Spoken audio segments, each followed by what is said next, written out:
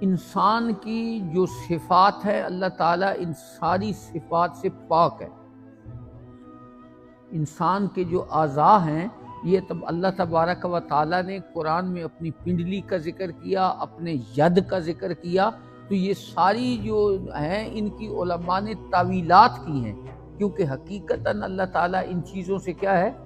پاک ہے۔ وہ جسم سے بھی پاک ہے، سائے سے بھی پاک ہے، عرش سے بھی پاک ہے، کیونکہ وہ اس وقت بھی موجود تھا جب عرش نہیں تھا، بعد میں اس نے عرش کو پیدا فرمایا۔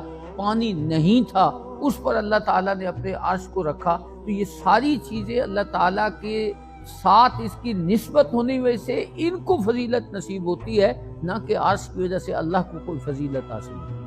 سمجھے نا؟ اللہ تعالیٰ ان ساری چیزوں کا خالق ہے، اور باقی ساری چیزیں اس کی کیا ہیں؟ مخلوق ہیں۔ جس طرح اس نے چاہا ان کو اس نے پیدا فرما دیا۔